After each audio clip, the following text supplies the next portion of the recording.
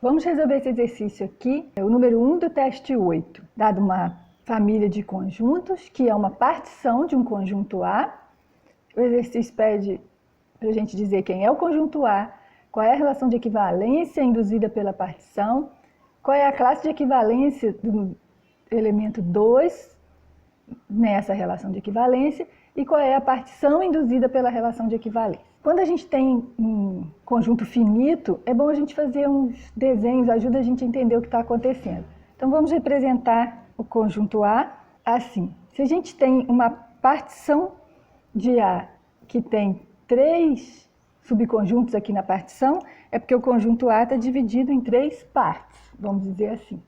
E aí, cada um desses conjuntos estão aqui numa das partes. Então tem uma primeira parte que só tem o número 1, tem uma segunda parte onde estão o 2 e o 3, e tem a terceira parte onde estão o 4 e o 5. Então, quando a gente diz que uma família de conjuntos é uma partição de um conjunto, é porque cada um deles é subconjunto de A. Quando a gente fizer a união de todos eles, o resultado vai dar A. E a gente não tem interseção entre esses subconjuntos. Então, a gente tem, de fato, o conjunto A separado em pedaços disjuntos. Bom, então, como eu falei, quando a gente fizer a união de todos esses subconjuntos, o resultado dá A. Essa é a resposta do primeiro item. O conjunto A é a união desses todos. Então, o conjunto A é o conjunto cujos elementos são os números 1, 2, 3, 4 e 5. Na segunda pergunta, o exercício pede para a gente dizer qual é a relação de equivalência induzida pela partição. Para considerar a relação de equivalência induzida pela partição, que a gente vai tomar são pares para botar na relação, relacionando os objetos que estão no mesmo subconjunto aqui da partição. Então, 1 está relacionado com 1 e 1 não vai estar relacionado com mais ninguém, porque ele está sozinho, o subconjunto aqui. 2 está relacionado com 2, e 2 também está relacionado com 3, e o 3 está relacionado com 3, e também está relacionado com o 2. E esses dois só estão relacionados entre si, consigo os mesmos, e não estão relacionados com nenhum outro objeto aqui, um outro elemento de A, que está em outro subconjunto da partição. E a mesma coisa aqui o 4 e o 5. O 4 está relacionado com ele mesmo e com o 5. 5 está relacionado consigo mesmo e com o 4. Uma outra maneira de representar uma relação no diagrama, pensando num desenho, é a gente fazer um pontinho para cada elemento do conjunto e uma setinha para cada par que eu tenho na relação. Então, eu tenho o par 1. 1 quer dizer que o elemento 1 está relacionado com ele mesmo. 2 está relacionado com o 2. 2 está relacionado com o 3. 3 está relacionado com o 3. E o 3 está relacionado com o 2. 4 está relacionado com o 4 e também com o 5. E o 5 está relacionado com o 5 e também com o 4.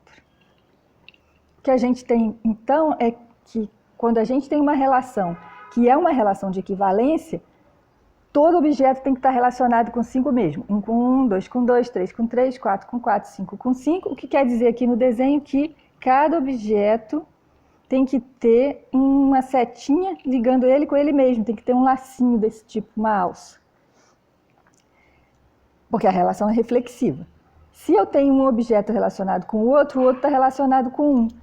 Porque a relação é simétrica para ser uma relação de equivalência. Então, sempre que eu tenho uma setinha que vai, tem que ter a setinha que volta na mesma direção. Então, aqui e aqui a setinha vai, a setinha volta, tudo certo, a relação é simétrica. E para a relação ser transitiva, tem que acontecer que sempre que eu tenho um caminho saindo de um ponto e chegando num outro ponto ou no mesmo, por 2 passos, tem que ter um caminho que faz mesma origem e mesmo destino com um passo só. Então, já que eu tenho esse jeito de sair do 2 e chegar no 2 passando pelo 3, tem que ter uma maneira de sair do 2 e chegar no 2 direto. Certo? O que acontece, então, quando a gente tem uma relação de equivalência, é que a gente vai ter o conjunto dividido em pedaços onde, em cada pedaço, todo mundo está relacionado com todo mundo. Cada um relacionado consigo mesmo e com os outros todos, de todos os jeitos que pode.